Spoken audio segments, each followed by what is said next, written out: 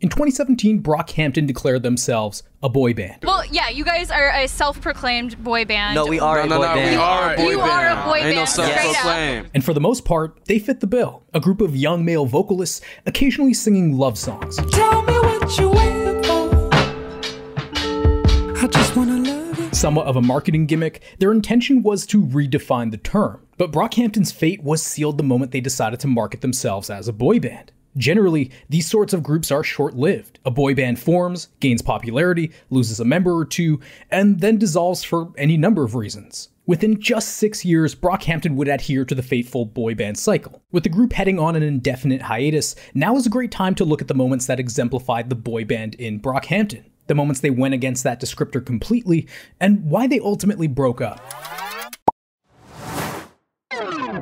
A boy band is loosely defined as a vocal group consisting of young male singers, usually in their teenage years or in their 20s at the time of formation. They're usually brought together by a powerful producer like Simon Cowell or Lou Pearlman. In the case of Brockhampton, the group was brought together by a 14-year-old kid named Kevin Abstract. 2010, I made a post on a Kanye West forum, and I was looking for friends. I just wanted people to like hang out with and make music with, and now we're here. Initially forming under the moniker Alive Since Forever, the crew featured over 40 members from across the country and included MCs, producers, in-house designers, engineers, videographers, and management. By 2014, Abstract would narrow the family down to 14 members and rebrand as Brockhampton, named after the street Abstract grew up on in Houston, Texas. Brockhampton isn't like just a music collective. Like, we want to turn it into a media company. The group would spend the following year living in Texas, redefining their talents and building chemistry between one another. Yeah, we planned to move here summer 2014, got here like fall. And the goal was to come here, spend a year in Texas, get better at what we do, and then like eventually make it to LA. Inspired by 2010's The Social Network, You ever seen The Social Network? the group would go all in and move to LA together to focus entirely on Brockhampton. You know the scene where they all moved to Palo Alto together? Uh-huh. We were inspired by that, so we did Okay. it. And we would talk in a group chat every single day on Facebook and on iMessage. And we're like, fuck it, let's just all live together. The key factor of a boy band is being trendy, and Brockhampton were creating sounds that fell in line with today's most popular music scene, pop rap. She could see my final form. I can see your magic booing on my dragon. A bit of a slow burn, their debut mixtape failed to make the splash they'd hoped for. So from their group home in LA, Brockhampton devised a one-year plan to saturate the industry with their music and take the mainstream by storm. They'd even score a reality series on Viceland called American Boy Band, following Kevin Abstract and the boys on their mission for success. Oh, what if we call it saturation?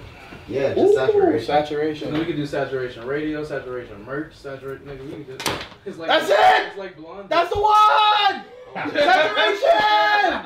That's it! What? It's over! It's saturation! That same summer is when Brockhampton would start on their Saturation trilogy, an impressive run that included nearly 50 tracks and over a dozen music videos. Keep a gold chain on my neck, fly as a jet. Boy, better treat me with respect. Just to me, I like a wrist. Think I need someone who can handle it. Who got the feeling? Tell me why I cry when I feel it. Blending hip-hop, alt-rock, R&B, and pop, they brought astounding beats that carried a hard-hitting but playful tone. By the second installment, they'd lean into a more energetic and chaotic sound, making for some of their biggest and best singles of the trilogy. Don't go running your mouth, don't go running your mouth. Go as far away, I don't even mind. Typically, each member of a boy band will have some distinguishing feature and be portrayed as having a particular personality stereotype. Brockhampton had their leader, Kevin Abstract, responsible for most of the group's infectious hooks and verses on coming to terms with his homosexuality. Why you always rap about being gay? Cause not enough niggas rap and be gay. The bad boy, Amir Van, whose distinct and deep voice spoke of his rough upbringing, encounters with racism, and drugs. I done been in trouble about as long as I remember. My mama tried to help me, but I hardly ever listened, so she... The heartthrob Matt Champion touched on sex, relationships, and toxic masculinity. I hate these shaded folk that want a lady like, but don't treat lady right, but they be saying like... Their hype man, MERLYN Wood, brought energy to every one of his verses with a distinct cadence and his signature Ghanaian accent. Don't call me stupid, that ain't the way my name pronounced. Don't call me... The older brother, Don McLennan, whose maturity and previous solo efforts made him the most technically skilled rapper of the group. I don't need all that energy, they just fuck up my chakras. I put my heart in the locker, they love me when I'm a martyr, they hate me. The versatile one, Joba, who dabbled in mixing, mastering, producing, singing, and rapping for the group. You are a phony, quit pinning shit on me. You gon' bring out the old me. You don't wanna know what I wanna do when y'all talk down on my... The shy one, Bareface, is a singer and guitarist from Ireland, known for crafting the closing tracks of the trilogy. In the heat of the summer. By the end of the year, every member had had their opportunity to shine. These young men spoke about their struggles with fitting in, self-discovery, and other millennial woes. Seen as important to the band's commercial success is the group's image, and Brockhampton had created endearing portraits of their chemistry through their music videos and online presence, making it easy to identify with at least one of the band's many authentic personalities. Boy bands generally don't compose or produce their own material, but Brockhampton featured 3 main producers, Ramil, Jabari, and Kiko. The originality they bring to the project is arguably the group's greatest strength. Boys wanna play with my cell phone, but I don't want nobody to see what's in it. Other members include the group's touring manager, John, their creative director, HK, their photographer, Ashlyn, and Roberto, their webmaster who you'll hear in the trilogy's handful of skits. Me llamo Roberto. Bueno, a donde voy acá soy la casa y nunca más.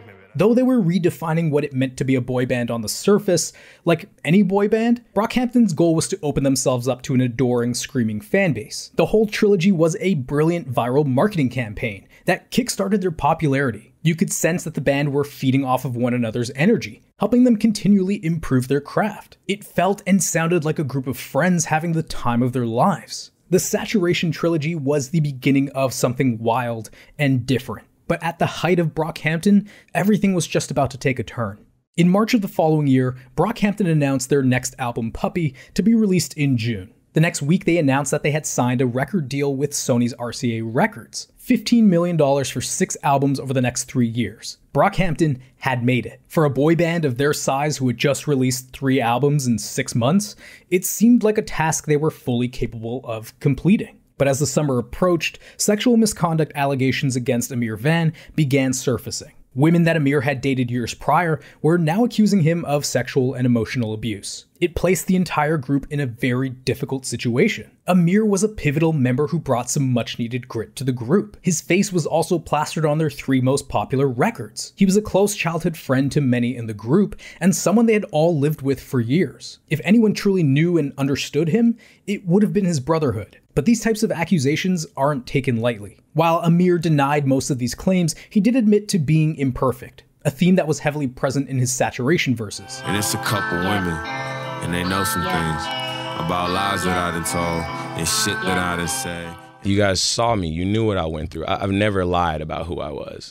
From Saturation 1 all the way up to Saturation 3, and up until now. Like I'm still talking about the mistakes I've made and how I'm trying to move forward. Okay. You know, you can listen to the Swamp verse or the Milk verse. My daddy taught me how to sell dope. Turn grams in the elbows, light it up when the L roll. Black man used to kick those, when no bullets in the guns. It's somewhat unfortunate because he also appeared to have been going through a positive transformation during their trilogy, having found God, reading the Bible, and trying to be a better person overall. Recently started doing Bible study every week, but there was a time period where I wasn't doing the right things. I hit a really low point. I discovered I had a hole in myself that I was trying to fill with things that would never fill it. And I just downloaded the Bible on my phone and started reading it. And that sense of relief, that not unwinding and that tension going away was the best feeling for me ever. I really needed that. Their Puppy record would be shelved, and their tour canceled upon the announcement that Amir would no longer be a part of the group. It would be a big change for the boy band to undergo, and one that I think they'd never fully recover from. But more on that later. The boys had considered taking a few months off just to live their lives, but they had also just been given a once-in-a-lifetime opportunity. Signing to a major label meant that this brotherhood had officially become a business. My hands up, I let go. My mouth is getting cold. I know they come and go. They'd rework a few singles that were originally meant for Puppy, shedding a bit of their past as they entered a new chapter. They would scrap all of their previous material and head to the legendary Abbey Road recording studio in London to start on Iridescence. I've been out the van, I'm at Abbey Road. Bands with cameras in the bathroom, man, that's difficult. We started from scratch and was like, all right, let's make an album in 10 days and put it out next month. Wow. Yeah. Their major label debut left Brockhampton feeling like they had big shoes to fill, and it's something that got in the way of their creative process. To negate this, they would decide to take a page from Radiohead's playbook. Kid A kind of inspired the mood that we brought to the studio when we first got here, because that's their fourth record and it was a break away from what they were known as. And I kind of want this one to be our break away from what people know us as. In a bold move, they had chosen to take a hard left, venturing down a more experimental and industrial direction.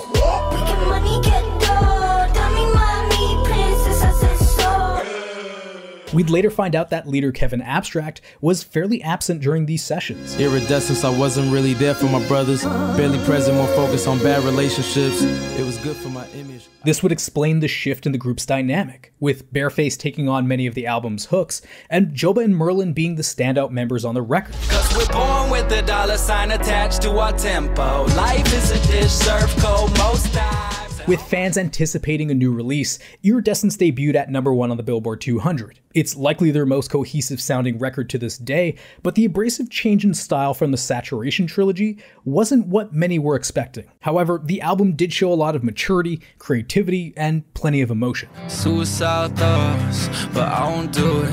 Take that how you want, it's important, I admit it.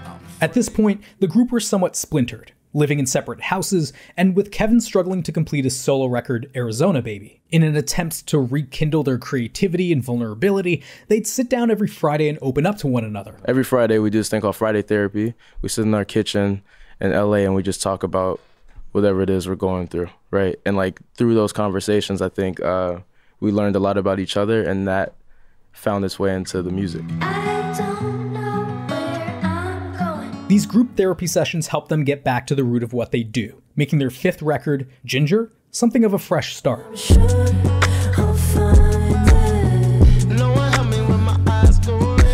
The group's approach was to pair personal lyrics with production that people could dance to. I wanted to do something that mixed like the playfulness of like a song like Gucci Gang with like the seriousness of a song like All Falls Down. Right. But All Falls Down has this playful self-consciousness to it. You know what I'm saying? Like it's not like too serious to the point where you can't play it at a cookout. You know what I mean? But also like what he's talking about is entirely thorough with his insecurities. Right. You know what I mean? So like that's where I came up with like the like fun stuff. Like everybody has to kind of deal with pressure. I'm trying to write really, really personal stuff, but make it be fun so it can fit that party setting that you're talking about. Yeah. It's rooted in trauma, but it's not like so dark to where you want to like listen to it in the darkness. You can listen to it when you're like driving and like sun's out having a good time. Yeah. That's the goal. While it was sentimental, I don't think they quite nailed the liveliness they were going for. The artwork would be a clear indication of the mood this album would set, a reflective record about healing and their reliance on one another. You'll find Matt Champion searching for answers and seeing the need for growth on the title track. Some things outside of my control. I need some space, I need the road. Joba soul-searching on Love Me for Life. Where did I go? Where do we go? How do we grow? How should I? And Kevin Abstract reflecting on previous pitfalls in Boy Bye. Need a personal connection, I just want to feel you, baby. Being sober made me realize how poorly I've been behaving. But it's the track Dearly Departed that would capture some attention. Dom's verse has him recounting a time when former member Amir Van had set up one of his friends to be robbed. To save our friends like little did I know the one who pulled the strings was once on my side. It possibly explains why Dom has been one of the more vocal members about Amir's departure. I was overdue for an eruption, nigga. You ain't even had the heart to face me when your problems changed me. Go fucking figure. But it wasn't just Dom who was still looking back on Amir's exit. Even if we made the exact same decision, I wish there was a little bit more time to talk, is all I'm saying.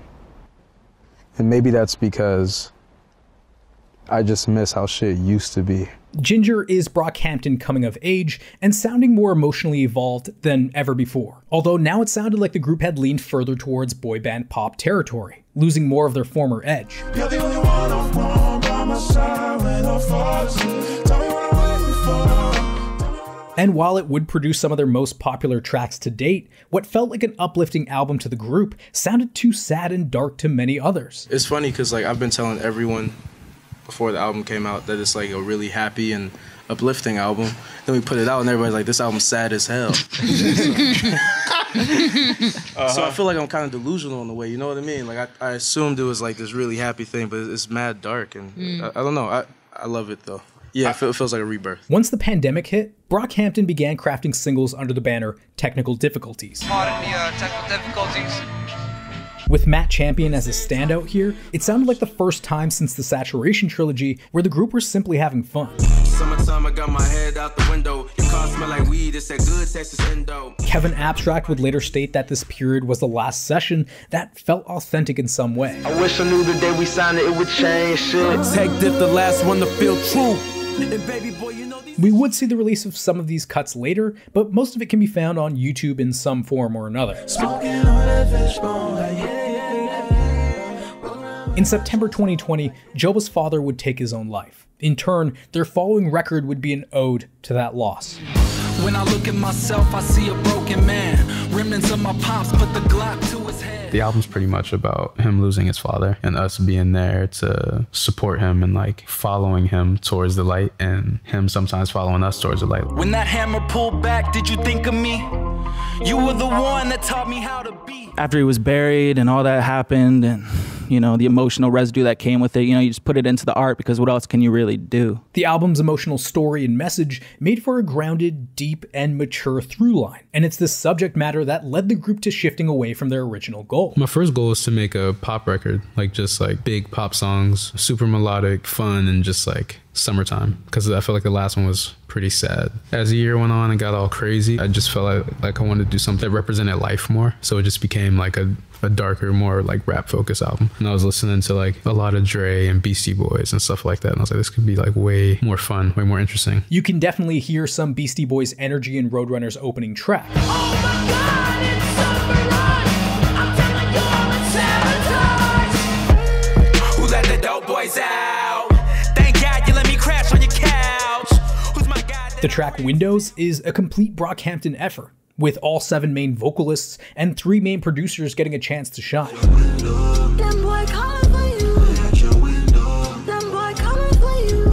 And Don't Shoot Up the Party brings some of the familiar energy that had been absent for some time. Don't shoot up the party.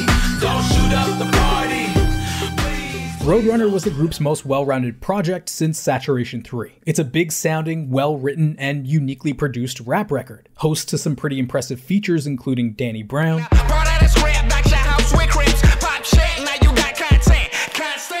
JPEG Mafia, 5th string young Peggy Ringo, slick with the ink, these melodies need Duolingo, and A$AP Rocky. They couldn't take that from me. They want love, they got me. While it's definitely their most confident and perhaps most vulnerable release, Roadrunner was the beginning of the end for the boy band. The next one is supposed to be our last one. I don't want to end the group, but I want to like just stop putting out albums as a group and then let everyone just go off and do their own thing. And maybe in a few years we come back if like we're inspired to. But so it's not a breakup. It's more just let's not do this for a while. Yeah.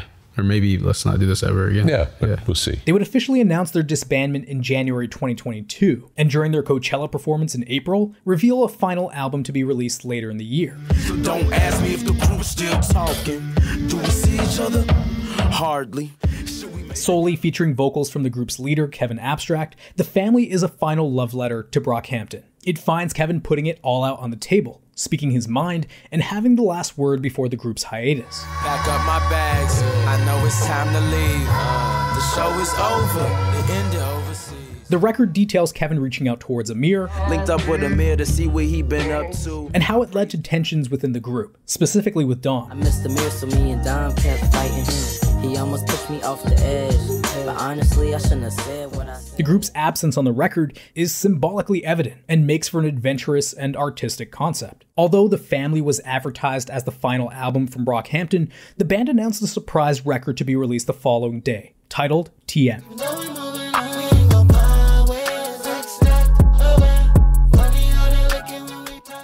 While the rest of the world was waiting for the album to be released in their time zone, I was using this week's sponsored NordVPN to listen to the album as soon as I could. That's the great thing about VPNs. They can allow you to bypass region locks and censorships to gain access to music, games, and content that isn't available in your country. And personally, I choose Nord because it's the easiest VPN to use, period. It's the fastest one I've used, providing the most stable connection too, which makes it perfect for streaming 4K content, low ping gaming, and torrenting as well. It works on every major platform and can be used on up to 6 devices simultaneously. I believe cybersecurity is a practice, not a product, and NordVPN has become a powerful cybersecurity app that will help you better protect yourself while online. It encrypts all of your traffic, so no one, including NordVPN, can track or share any of your online activity. It automatically scans URLs, blocks malicious ads, and masks your IP address for good measure. It's a safety net in case you happen to click on the wrong link. And the best part is that you can try it with no risk. Nord has a 30-day money-back guarantee, so you can try it for yourself and decide. Go to nordvpn.com/middle8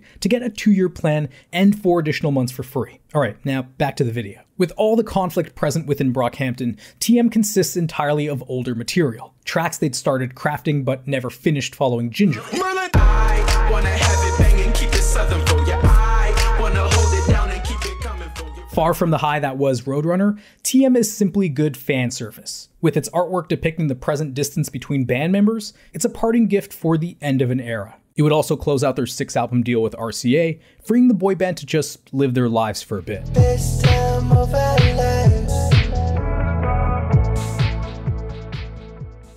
Brockhampton captured lightning in a bottle with the Saturation trilogy, and the day Amir left, that lightning vanished. Not because Amir was no longer contributing musically, but because his absence exasperated and created so many more issues for the guys, especially Kevin. Kicking our friend out of the group like fully f***ed me up because it's someone I've known since I was 14, almost a decade, and just like fully cutting someone off in front of people, the audience. It's just a wild thing, something you think about every single day. I get the sense that Kevin Abstract didn't entirely agree with the decision to let Amir go. And while it may have been the right thing to do in the public's eye, it appeared more complicated for the group's leader. I feel like it's way different to deal with it, though, when people aren't looking. You know? Okay. What do you mean? I mean, we were, like you said, all this hype and energy around Brockhampton, so, like, the way that we handled our situation is definitely going to be way different to, like, how someone would handle it with a family member. Good point. So what I'm trying to say is I don't have the best advice for that situation. For sure. You know what I Do mean? y'all stay in touch with him at all? Not really. No? No, not personally. I don't. While certainly a betrayal on Amir's part, Kevin must have felt like he had given up on a family member after they had made a mistake. It's not something he thought he'd ever have to do, but he also had the dreams of a dozen other family members to think about, leaving him in an odd predicament. Have you talked to the person since? Yes, once. How was that? We ran into each other somewhere and it was really quick. Heartbreaking in a way, you know? Do you miss him? Yes. Yeah. The Saturation era will always carry a ton of nostalgia for many, and they'd put out some great work in a short amount of time, even if they'd somewhat dwindled when they finally broke out into the scene. But the thing about boy bands is that these individuals can go on to achieve greater success as solo artists, building on the group's popularity. I'm positive we'll be hearing more from the boys of Brockhampton, even if they're no longer a part of the band. To the right, you'll see a video about the album that changed Tyler the Creator, and on the left, one discovering why Kendrick Lamar raps about being a Gemini. Subscribe and enjoy. Bareface, I'm an artist. You sure? Yeah. All right. I'm Roberto. I do the websites for the group. And my name is Kiko.